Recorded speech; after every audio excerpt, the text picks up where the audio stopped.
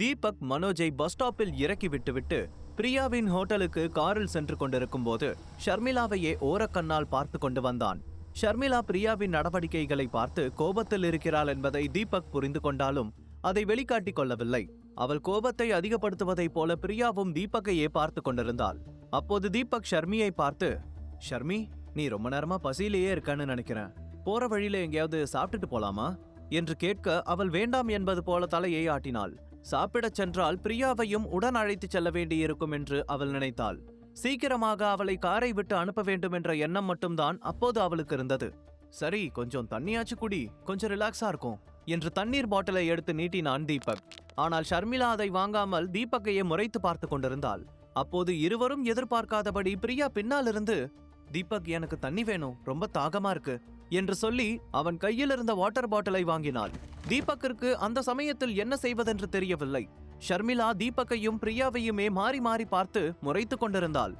இவ எங்க 2 பேருக்குள்ள சண்டை மூட்டி விடாம விடமாட்டா போல இருக்கே. அவளோட ஹோட்டலுக்கு போற வரைக்கும் திரும்பி மட்டும் பாத்துறாதரா தீபக்கு என்று தனக்குள் சொல்லிக்கொண்டு காரை வேகமாக ஓட்ட ஆரம்பித்தான். அடுத்த சில நிமிடங்களில் கார் பிரியாவின் ஹோட்டல் முன்னால் வந்து நின்றது. அந்த சமயத்தில் ஷர்மிளா தீவிர சிந்தனையில் அப்படியே உட்கார்ந்திருந்தாள். அப்போது பிரியா தீபக்கை பார்த்து, தீபக், உன்கிட்ட கொஞ்சம் பேசணும், லாபி வரைக்கும் வர முடியுமா என்று கேட்க தீபக் தயங்கிக் கொண்டே ஷர்மிளாவை பார்த்தான். ஆனால் ஷர்மிளா வேற ஏதோ யோசனையில் மூழ்கி போயிருந்தாள். உன்னை எதுவும் பண்ண மாட்டா, தைரியமா போ என்று அங்கிருந்த சுலோச்சனா சொல்ல தீபக் ஒரு பெருமூச்சு விட்டபடி காரை விட்டு இறங்கி பிரியாவுடன் லாபியை நோக்கி சென்றான். ஷர்மிளா தீபக் பிரியாவை பற்றி தீவிரமாக யோசித்துக் கொண்டிருந்ததில் அவர்கள் வெளியே சென்றதை கூட கவனிக்கவில்லை. அப்போது சுலோச்சனா ஷர்மிளாவை 2 முறை அழைத்துவிட்டு அவள் கண்டு கொள்ளாததை பார்த்து அவளுடைய தோளை பிடித்து உலுக்கி, ஷர்மி, நீ எதை பத்தி இவ்வளோ தீவிரமா யோசிச்சுட்டு இருக்க? ஹோட்டல் வந்துடுச்சு என்று சிரித்து கொண்டே சொன்னார். ஷர்மிளா டக்குன சுயநினைவுக்கு வந்தவளை போல திரும்பி சுலோச்சனாவை பார்த்துவிட்டு தீபக்கையும் பிரியாவையும் தேடினாள். சரி, நான் கிளம்புறேன். இன்னைக்கு எல்லாருக்கும் ரொம்ப பேட் டேவா ஆகிடுச்சு. நம்மளோட நெக்ஸ்ட் மீட்டிங் ஆச்சும் நல்லபடியா நடக்கட்டும் என்று சுலோச்சனா சொல்ல, ஆமா ஆண்டி, எதை பத்தியும் யோசிக்காம நல்லா ரெஸ்ட் எடுங்க என்று ஷர்மிளா சொன்னாள். அப்போது அவளுடைய அலைப்பாயும் கண்களை பார்த்த சுலோச்சனா, என்ன, எதையாவது தொலைச்சிட்டியா? அங்கேயும் எங்கேயும் தேடிக்கிட்டு இருக்க என்று கேட்க, இல்ல ஆண்டி, பிரியாவை வழி அனுப்பதான் தேடிக்கிட்டு இருக்கேன் என்று சொன்னாள். உடனே சுலோச்சனா ஹோட்டல் லாபியை கை காட்டி, அதோ பிரியாவும் தீபக்கும் ஏற்கனவே ஹோட்டலுக்குள்ள போயிட்டாங்க, நீயும் வரியா என்று கேட்க ஷர்மிளாவின் பார்வை வேகமாக அவர்களின் பக்கம் திரும்பியது. லாபியில் தீபக்கும் பிரியாவும் ஒன்றாக நின்று கொண்டிருப்பதை பார்த்ததும் அவளுக்கு பயங்கரமான கோபம் வந்தது. சுலோச்சனா காரை விட்டு இறங்குவதை கூட கண்டு கொள்ளாமல் அவர்களையே பார்த்து கொண்டிருந்தாள். அப்போது லாபியில் தீபக் பிரியாவை பார்த்து, என்ன பேசணும், சீக்கிரம் சொல்லு பிரியா, ஷர்மி எனக்காக அங்க வெயிட் பண்ணிட்டு இருப்பா. அங்கிள் வேற கால் பண்ணிக்கிட்டே இருப்பாரு, சீக்கிரம் வீட்டுக்கு போகணும் என்று சொன்னான். அந்த சமயத்தில் அங்கே வந்த சுலோச்சனா, பிரியா, நீ தீபக் கிட்ட பேசிட்டு வா, எனக்கு ரொம்ப டயர்டா இருக்கு, நான் ரூமுக்கு போய் ரெஸ்ட் எடுக்கிறேன் என்று சொல்லி தீபக்கை பார்த்து சிரித்தபடி உள்ளே சென்றார். ஆனால் பிரியா எதுவும் பேசாமல் தீபக்கை பார்த்தபடி நின்றிருந்தாள். அது தீபக்கிற்கு எரிச்சலை ஏற்படுத்தியது. உடனே கொஞ்சம் எரிச்சலான குரலில், பிரியா, இப்படி அமைதியா இருக்கவா என்ன வர சொன்ன? சொல்ல வேண்டிய விஷயத்தை சீக்கிரம் சொல்லு, எனக்கு டைம் இல்ல என்று சொல்லிவிட்டு திரும்பி தன்னுடைய காரை பார்த்தான். அங்கே ஷர்மிளாவை காணவில்லை. அவள் காருக்குள்ளிருந்து அவர்கள் இருவரையும் கவனித்துக் கொண்டிருந்தாள். ஆனால் தீபக்கிற்கு அவள் உள்ளே உட்கார்ந்திருப்பது தெரியவில்லை. அதனால் அவள் என்ன மனநிலையில் இருக்கிறாள் என்று அவனால் கண்டுபிடிக்க முடியவில்லை. பிரியா இப்போதும் எதுவும் பேசாமல் தீபக்கையே பார்த்து கொண்டிருக்க கடுப்பான தீபக் அங்கிருந்து வாசலை நோக்கி கிளம்ப, அப்போது அவன் எதிர்பாராத விதமாக பிரியா உணர்ச்சி வசப்பட்டு டக்கன அவன் கையை பிடித்தாள். உடனே காருக்குள் உட்கார்ந்திருந்த ஷர்மிளா புருவங்களை உயர்த்தியபடி, நான் எதை நினைச்சு பயந்துட்டு இருந்தனோ அது நடந்துருச்சு. பிரியாவோட நடவடிக்கையை எல்லாம் பார்க்கும்போது இந்த மாதிரி ஏதாவது பண்ணுவான்னு நினைச்சேன், அதே மாதிரி பண்ணிட்டா என்று கோபமாக தனக்குள் சொல்லிக் கொண்டாள். உடனே காரை விட்டு இறங்கி அவளிடம் வாக்குவாதம் செய்ய வேண்டும் போல் இருந்தது. ஆனால் அப்போது தீபக் என்ன செய்ய போகிறான் என்பதை பார்க்க விரும்பியவள் அமைதியாக வேடிக்கை பார்த்து கொண்டிருந்தாள். ஆனால் அவள் கண்களிலிருந்து கண்ணீர் மட்டும் நிற்காமல் வழிந்து கொண்டிருந்தது. பிரியா திடீரென தன்னுடைய கையை பிடித்தது தீபக்கிற்கு சங்கடமாக இருந்தது. உடனே அவள் கையை உதறிவிட்டு, பிரியா, நீ என்ன பண்ணிட்டு இருக்க? நான் கார்ல ஏறினதுல இருந்து உன்னை வாட்ச் பண்ணிட்டே தான் இருக்கேன். முதல்ல இங்கிருந்து கிளம்பு, தேவையில்லாம என்னோட டைமை வேஸ்ட் பண்ணாத என்று சொல்லி அங்கிருந்து நகர, தீபக், ஒரு நிமிஷம், நான் சொல்றத கேளு என்று பிரியா அவனுக்கு பின்னாலேயே வந்தாள். உடனே தீபக் டக்கன அவளை பார்த்து முறைக்க, பயந்து போன பிரியா அதற்கு மேல் அவனை தொந்தரவு செய்ய தைரியம் வரவில்லை. உடனே அங்கிருந்து தன்னுடைய ரூமுக்கு திரும்பி சென்று விட்டாள். தீபக் அங்கிருந்து வேகமாக வந்து காரை திறந்து பார்க்கும்போது ஷர்மிளா அங்கே அழுதபடி உட்கார்ந்து கொண்டிருந்தாள்.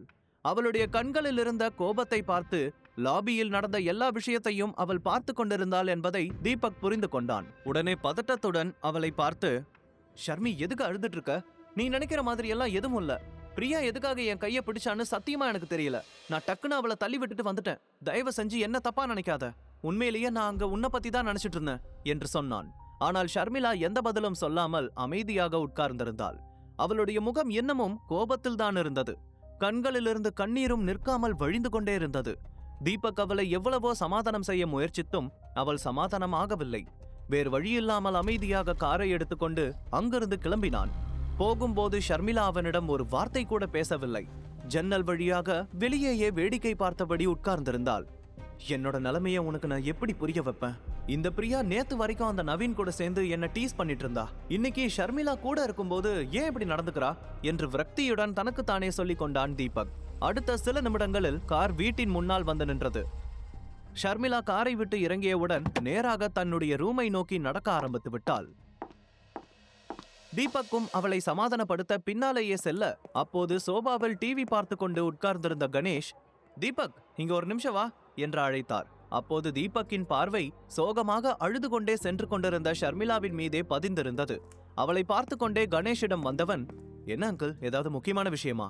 நான் ஷர்மிளா கிட்ட கொஞ்சம் பேசணும், சீக்கிரம் சொல்லுங்க என்று சொன்னான். உடனே கணேஷ் அவனை பார்த்து, ஏன் இப்படி பதட்டப்படுற? உங்க 2 பேருக்குள்ளேயும் ஏதாச்சும் சண்டையா என்று கேட்டார். கணேஷ் திடீரென அப்படி கேட்டதும் தீபக்கிற்கு என்ன சொல்வதென்று தெரியாமல், இல்ல அங்கிள், அப்படியெல்லாம் எதுவும் இல்ல, ரொம்ப டயர்டா இருக்கு, அதான் ஷர்மி கிட்ட ஒரு வார்த்தை சொல்லிட்டு தூங்க போலான்னு நினைச்சேன் என்று சொன்னான். அதை கேட்டு மெல்லிய புன்னகை செய்த கணேஷ், சரி, அவ தூங்கட்டும், நீ அப்புறமா போய்க்கலாம், வா வந்து உட்காரு என்று சொல்லி தீபக்கை சோபாவில் உட்கார வைத்து, போன காரியம் என்னாச்சு? நீ மனோஜை மீட் பண்ணினியா? எல்லாம் நல்லபடியா முடிஞ்சுதா என்று கேட்க தீபக் டக்குன ஞாபகம் வந்ததை போல, ஒரு நிமிஷம் அங்கிள் என்று சொல்லி வெளியில் ஓடிச் சென்று காரில் வைத்திருந்த பணத்தை எடுத்து வந்தான். அங்கிள், மனோஜ் உண்மையிலேயே திறமசாலிதான். உங்களோட பொருட்களை எல்லாம் 4 லட்சத்துக்கு வித்து கொடுத்தான். அவனுக்கு 10% போக மீத பணம் இதுல இருக்கு, சரியா இருக்கான்னு செக் பண்ணி பாத்துக்கோங்க என்று சொல்லி கொடுத்தான். பணத்தை பார்த்ததும் கணேஷின் முகம் பிரகாசித்தது. வாவ், சூப்பர் தீபக், நீ உண்மையிலேயே பெரிய காரியம் பண்ணியிருக்க. இதுல இருந்து உனக்கு எவ்வளவு பணம் வேணுமோ எடுத்துக்கோ என்று சொல்லி மொத்த பணத்தையும் திரும்பவும் அவனிடம் நீட்டினார். இல்ல அங்கிள், இப்போதைக்கு எனக்கு தேவைப்படாது, நீங்களே வச்சுக்கோங்க, அது உங்களோடது என்று சொன்னான் தீபக். அந்த சமயத்தில் அவனுடைய மொத்த சிந்தனையும் ஷர்மிளாவை பற்றியே இருந்தது. அவளுடைய கோபத்தை எப்படி தணிப்பது என்றுதான் யோசித்துக் கொண்டிருந்தான். அப்போது அவனை பார்த்த கணேஷ், என்னாச்சு தீபக், வந்ததுல இருந்து ஏதோ ஒரு சிந்தனையிலேயே இருக்க, ஏதாச்சும் பிரச்சனையா? எதுவா இருந்தாலும் சொல்லு, என்னால முடிஞ்ச ஹெல்ப்ப நான் பண்றேன் என்று சொல்ல டக்குன சுயநினைவுக்கு வந்த தீபக், அதெல்லாம் எதுவும் இல்ல அங்கிள், கொஞ்சம் டயர்டா இருக்கு, அவ்வளோதான் என்று சொன்னான். சரி, உனக்கு இதுல இருந்து எப்ப பணம் வேணும்னாலும் எடுத்துக்கோ, நான் இத என்னோட லாக்கர்ல தான் வச்சிருப்பேன் என்று சொன்ன கணேஷ், சரி, நான் கொடுத்த டானிக்க குடிச்சியா என்று கேட்டார். உடனே தீபக் குழப்பத்துடன், டானிக்கா? என்ன டானிக்? நீங்க எதை பத்தி பேசுறீங்க? எனக்கு சுத்தமா ஞாபகம் இல்லையே என்று கேட்டான். அதை கேட்டு கணேஷ் சிரித்துக்கொண்டே தீபக்கின் தோளில் தட்டி கொடுத்து, நான் என்ன டானிக் உனக்கு கொடுத்தேன்னு இன்னமும் ஞாபகத்துல வரலையா என்று கேட்க தீபக்கிற்கு டக்குன நினைவுக்கு வந்தது. ஓ அங்கிள், ஒரு நாளைக்கு 4 வேளை குடிக்க சொல்லி ஒரு ஸ்பெஷல் ஒயின் கொடுத்தீங்களே, அதை பத்தி சொல்றீங்களா என்று சொல்லிக் கொண்டு சிரித்தான். கணேஷ் வேகமாக தலையை ஆட்டி சிரித்துக் கொண்டே, அதே டானிக்க தான் சொல்றேன், சீக்கிரம் நான் தாத்தா ஆகணும் தீபக், அதுக்கு நீங்க தான் ஏதாவது முயற்சி பண்ணணும். அந்த ஒயினை குடிச்சா கண்டிப்பா குழந்தை பெத்துக்க ஹெல்ப் பண்ணும். உங்களுக்குள்ள வேற ஏதாவது பிரச்சனை இருந்தாலும் டாக்டர் கிட்ட போய் கன்சல்ட் பண்ண தயங்காதீங்க. இன்னமும் எவ்வளவு நாள் தான் எங்களை இப்படி காக்க வைப்பீங்க என்று கேட்டார். உடனே தீபக் மெல்லிய புன்னகையுடன், அங்கிள், எங்களுக்குள்ள எந்த பிரச்சனையும் இல்ல, எல்லாம் நடக்கும்போது சரியா நடக்கும் என்று சொல்லி அவரிடமிருந்து தப்பித்துச் செல்ல நினைத்தான். ஆனால் கணேஷ் அவன் கைகளை பிடித்துக்கொண்டு, தீபக், இந்த விஷயத்தை தள்ளி போடக்கூடாது. ஏற்கனவே நீங்க 3 வருஷத்தை வேஸ்ட் பண்ணிட்டீங்க. உங்களுக்குள்ள ஏதாச்சும் மிஸ் அண்டர்ஸ்டாண்டிங் இருந்தாலும் அதை சரி பண்ணிக்க ட்ரை பண்ணுங்க. இந்த மாடர்ன் ஜெனரேஷன்ல டெக்னாலஜி ரொம்ப டெவலப் ஆகியிருக்கு, முடியாதுன்னு எதுவுமே கிடையாது என்று சொன்னார். எனக்கு புரியுது அங்கிள், ஆனா நாம இத பத்தி நாளைக்கு பேசலாமே, நிஜமாவே எனக்கு ரொம்ப டயர்டா இருக்கு என்று தீபக் சலித்துக்கொண்டே சொல்ல, சாரி, நீ முதல்ல போய் ரெஸ்ட் எடு, நானும் என்னோட ரூமுக்கு போறேன் என்று சொல்லிவிட்டு கணேஷ் அவருடைய ரூமை நோக்கி சென்றார். அவர் சென்றதும் தீபக் வேகமாக ஷர்மிளாவின் ரூமுக்கு ஓடினான். அங்கே சென்று பார்க்கும்போது ரூம் முழுவதும் இருள் சூழ்ந்திருந்தது. தீபக் லைட்டை ஆன் செய்ய ஷர்மிளா போர்வையை போர்த்தி நன்றாக தூங்கிக் கொண்டிருந்தாள். தீபக்கிற்கு அவளிடம் பேச வேண்டும் என்று தோன்றியது. இந்த விஷயத்தை இப்போதே பேசி முடிக்காவிட்டால் ஷர்மி இரவு முழுக்க இதையே நினைத்து அழுது கொண்டிருப்பாள் என்று தீபக் நினைத்தான். ஆனால் அவளை எழுப்ப அவனுக்கு பயமாக இருந்தது. என்ன செய்வதென்று தெரியாமல் அப்படியே நின்று கொண்டிருந்தான். சும்மா இப்படியே நின்னு என்ன டென்ஷன் படுத்தாம லைட் ஆஃப் பண்ணிட்டு கிளம்பு என்று ஷர்மிளா போர்வையை விளக்காமல் சொன்னாள். ஷர்மி, என்ன மன்னிச்சிடு. கண்டிப்பா இன்னைக்கு நடந்த விஷயம் உன்னை ஹர்ட் பண்ணிருக்கும்னு எனக்கு தெரியும். ஆனா அங்க நடந்த எதுவுமே என் கையில இல்ல. பிரியா அப்படி நடந்துகிட்டது எனக்கே ஷாக்கா தான் இருந்துச்சு என்று சொல்லிக் கொண்டிருக்கும் போதே, தயவு செஞ்சு என்ன டென்ஷன் படுத்தாம போன்னு சொன்ன என்று ஷர்மிளா கொஞ்சம் கத்தி சொன்னாள். அதை கேட்டதும் தீபக்கிற்கு திரும்ப பேச தைரியம் இல்லை. சில நொடிகள் அப்படியே நின்றவன் தயங்கிக் கொண்டே மெதுவாக லைட்டை ஆஃப் செய்துவிட்டு தன்னுடைய ரூமை நோக்கி நடந்தான். அங்கே சென்று பார்க்கும்போது அவனுடைய ரூம் வெளியே பூட்டப்பட்டிருப்பதை பார்த்து அதிர்ச்சி அடைந்தான்.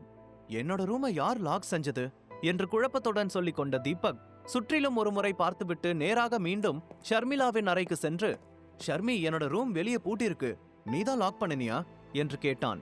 ஆனால் ஷர்மிளா எந்த பதிலும் சொல்லாமல் அமைதியாக படுத்து கொண்டிருந்தாள். ஷர்மி, என்னோட ரூம் லாக் ஆயிருக்கு, யார் லாக் பண்ணிருக்காங்கன்னு தெரியல, உனக்கு ஏதாவது தெரியுமா? நான் இப்ப எங்க தூங்குறது என்று தீபக் மீண்டும் கேட்க, தொந்தரவு பண்ணாம முதல்ல இங்கிருந்து கிளம்பு என்று போர்வையை விளக்காமல் கடுப்பான தொனியில் சொன்னாள் ஷர்மிளா. தீபக் குழப்பத்துடன் கணேஷின் ரூமுக்கு வர அவர் ஏற்கனவே தூங்கியிருந்தார். அவரை தொந்தரவு செய்ய வேண்டாம் என்று நினைத்து திரும்பவும் தன்னுடைய ரூமின் அருகிலேயே வந்தவன் எங்கே தூங்குவது என்று தெரியாமல் குழப்பமாக நின்று கொண்டிருந்தான். ஷர்மிளா தான் கோபத்துல என்ன பழி வாங்கறதுக்காக இப்படி பண்ணிட்டாளா? பிரியா என்கிட்ட வந்து பேசுனதுக்கு நான் என்ன பண்ணுவேன்? சமாதானப்படுத்தவும் ஒத்துக்க மாட்டேங்கிறா. சரி, சண்டை போட்டாவாச்சும் கோபம் குறையும்னு பார்த்தா அதையும் பண்ண மாட்டேங்கிறா. எந்த தப்புமே பண்ணாம ஈஸியா அடி வாங்குறது இந்த கல்யாணம் பண்ணின ஆம்பளைங்களா தான் இருப்பாங்க போல என்று தனக்குத்தானே புலம்பியபடி ஹாலுக்கு வந்து சோபாவில் படுத்துக் கொண்டான். ஆனால் அப்போது கடுமையான மழை பெய்து ஒட்டுமொத்த சிட்டியும் குளிரில் நடுங்கிக் கொண்டிருந்தது. ஃபேன், ஏசி எதுவும் போடாமலேயே தோள்களை ஊசியால் குத்தும் அளவுக்கு குளிர் அடித்துக் கொண்டிருந்தது. தீபக் புரண்டு புரண்டு படுத்தும் அவனால் தூங்க முடியவில்லை. பெட்ஷீட் எதுவும் இல்லாததால் தூங்க முடியாமல் தவித்துக் கொண்டிருந்தான். பிரியாவின் மீதிருந்த கோபத்தில் ஷர்மிளா வேண்டுமென்றே தீபக்கை பழிவாங்கினாளா? கணேஷின் தாத்தா ஆகும் ஆசை நிறைவேறுமா? முழு கதையையும் கேட்டு மகிழ பாக்கெட் FM ஏப்பை டவுன்லோட் செய்யுங்கள். லிங்க் டிஸ்கிரிப்ஷனில் கொடுக்கப்பட்டுள்ளது.